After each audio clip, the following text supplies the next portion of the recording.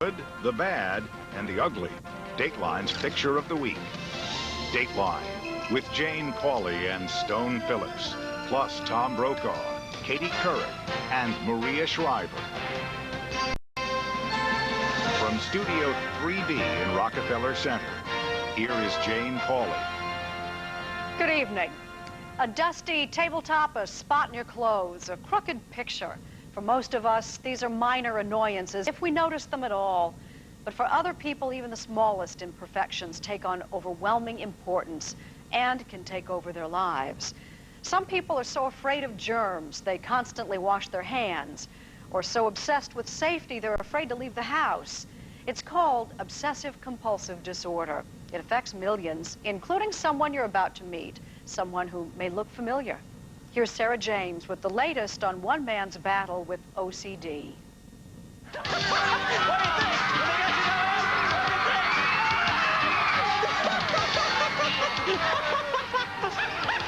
This man seems to be having a blast. As host of a popular TV game show, he got to act like a little kid. The messier, the better. On a daily basis, he got slimed, slopped, and dipped in goo. But sadly, none of this was any fun. You gotta get back in your taco! In a cruel twist of fate, Marc Summers had attained his lifelong dream of being a TV host, but the job turned out to be his worst nightmare.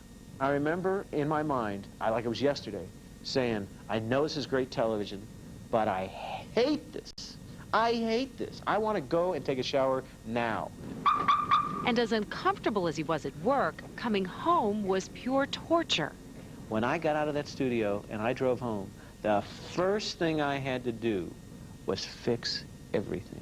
This whole thing's out of whack for me. In his own home, Marc was making himself nuts. I can generally get that, dead center. Everything had to be perfect, perfectly symmetrical, and then start rearranging these. perfectly spotless, A little bit here.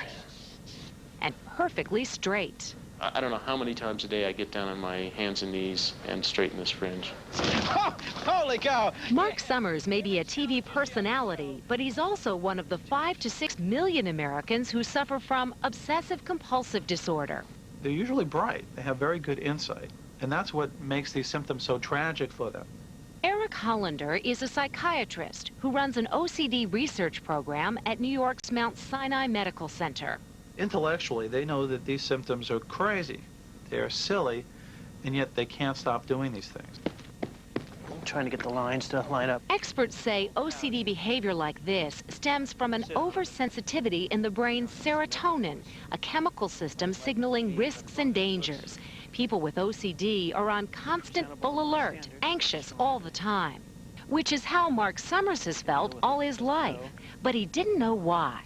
I used to walk to school, and if the grass was wet, I remember pulling down those brown paper towels and wiping my shoes off.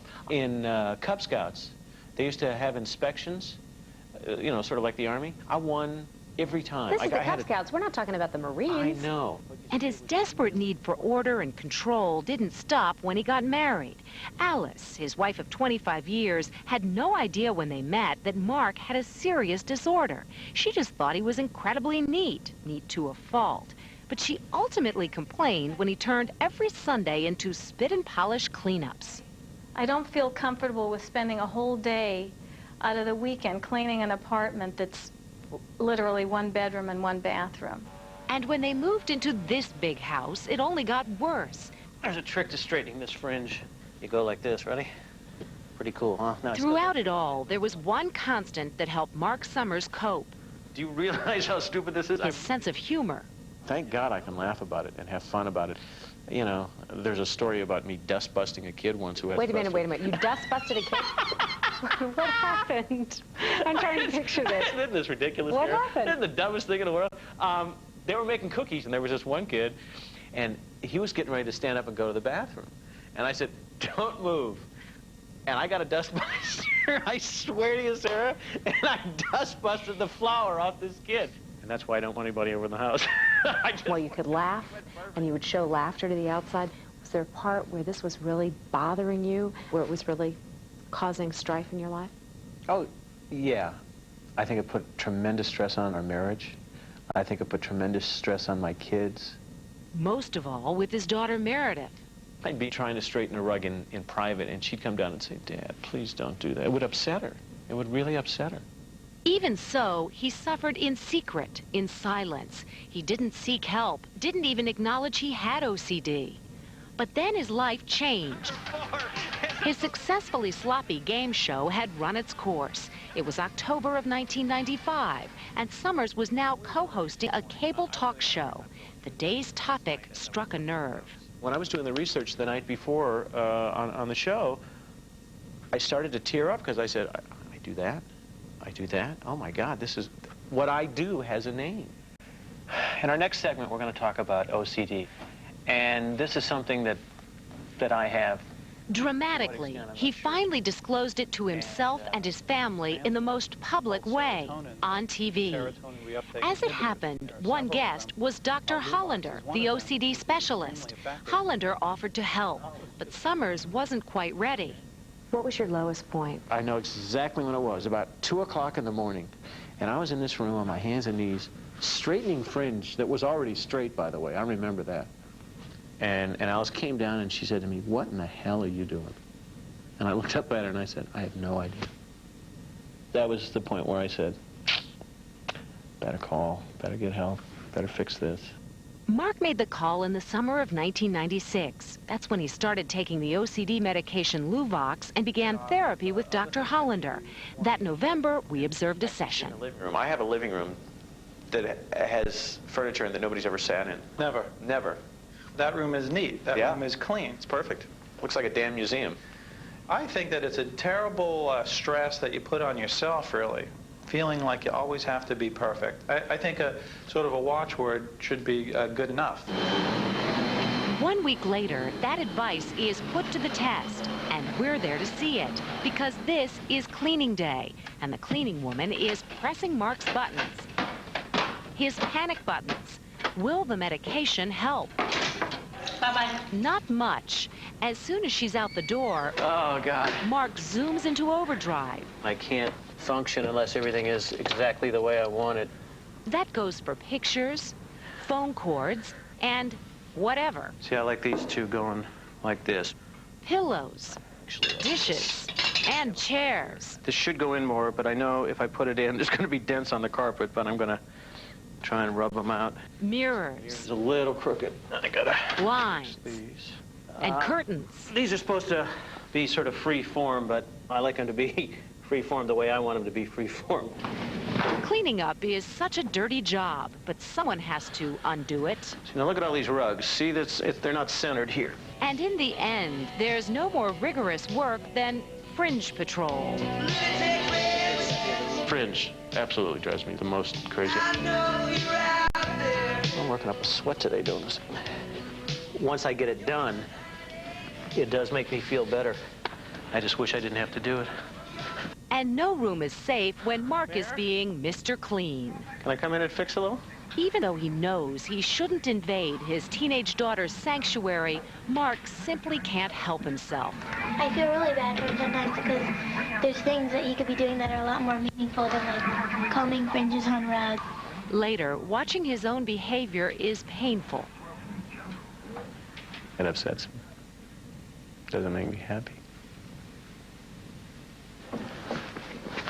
This one gets difficult. On that particular re-cleaning day, Marc spent 57 minutes arranging and rearranging over and over again. But the medicine had helped some. I'm trying to remember how this goes. In the old days, he typically spent twice as long or longer. See, I mean, now to me it's perfect because the fringe is great, and well, see, this is not quite perfect because you can see the white here. So I'd like to cover that up a little more. And while he's down there, maybe the fringe isn't so perfect after all. For an OCD sufferer, one thing always leads to another. Alice always likes the blinds a little more open than I generally like, but... 2 weeks later, the cleaning woman is back, and so are our cameras. Will Marc be any better? Immediately, he looks different, relaxed, dare we say, laid back. What's changed in just 14 days? Bye, Mark. See you next week. All right, thanks, Natty. I'll see you later. Just look at this dramatic breakthrough. Mark sees those same old imperfections everywhere, but watch how he handles them now. See, that rug over here is not centered in front of the refrigerator. And the blinds are not exactly the way they normally are, but he can live with it. At least for now, he's not compelled to clean. So what's changed? Dr. Hollander has increased Mark's medication with dramatic results. The big test, though, would be that lunatic fringe. Would it still drive him nuts? I just don't have the desire to do it. But that's not to say it's all a magic carpet ride. Watch what happens in Meredith's room. Mare, what'd you get over here? Mark has found specks on her carpet. It's taking every ounce not to go get the carpet stuff and clean that. But I'm not going to do it. Minute to minute, room to room, OCD is a never-ending struggle. Now, should I straighten that or not? It's just a teeny bit. Turned out this was a good day. For the most part, Mark controlled his symptoms, not the other way around. That's about it. 2.5 months later, we paid one more visit to the Summers home. Mark remained on the higher dose of medication. How's he doing now? Well, remember his sacred living room? The place no one had set foot in, let alone sat down in? With Mark's permission, but while he was out, we turned it into our TV studio. A room with a view, a bad view, like a tornado had hit. Oh, man. You've got to be kidding me. This is my house. Look at this. Welcome home. Oh, my God. How do you like what we've done to your house? Are my hands cold? You're clenching my hand. Yeah, You can let well. go now, Mark. I don't know. I'm actually sort of shaking. He calmed down, and we soon sat in the room he once called a damn museum. Not long ago, this mess would have made him a mess, unable to focus on anything, much less a TV interview. But he can handle it now. The greatest thrill, I got to tell you, is walking by that rug just to my right in the dining room. I can now walk by that and not straighten that fringe. This is a victory for you. Yeah, in my wildest dreams, I never thought I could do that.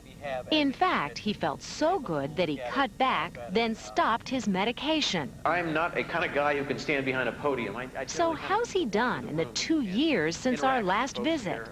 This summer, we met Mark at one of the OCD speeches he gives, game show style, around the country. I never say that I'm cured from OCD. I say I'm 80% cured. Every now and then things flare up. Like in August 1998, when a series of life changes threw him for a loop. His son, seen here with Mark, had just left home for his first year of college. In addition, Mark's mother-in-law had died, and Mark and his family were moving into a new house. It was probably the most stress that I had been under. I don't know, I can't even remember. He found himself checking and rechecking to see if his car, parked safely in his driveway, was okay. There was no rationality to going out and checking to make sure if my car was locked at 1 o'clock in the morning. And yet I did it. He also was plagued by the return of some gnawing anxieties and the nagging need to clean up. I was angry with myself. I was angry that these feelings had come back. And I was angry because I thought I had licked this thing. Do you have OCD? Yes. Do you really? How old are you? But for many sufferers, like Mark, OCD is a lifelong battle. The strategy, learning to balance things better. And that's how Mark copes. He has some bad days, but he now knows he'll eventually get through them. After a week-long relapse, his symptoms subsided, except for his usual, but now manageable, house cleaning. Dr. Hollander allowed me one day for 10 or 15 minutes to go around and straighten, which I still do from time to time. Fridays, that's the day. 10 or 15 minutes and move on with your life. And that life, which no longer includes OCD medication or frantic fringe straightening, is better now. As he writes in his new book, Everything in Its Place, My Trials and Triumphs with Obsessive Compulsive Disorder. You see, after a lifetime of torturing himself, Marc Summers finally realizes that when it comes to confronting his OCD, Nobody's perfect. In fact, for him, good enough actually is better than perfection. Often people come to me and say, help me out. What do I do? And the only thing I can do is look them in the eye and say, be patient, that you're not crazy, that you can overcome this, and that you can get better, and just don't give up. If you'd like to take an interactive test to find out if you might be suffering from OCD, you can log on to our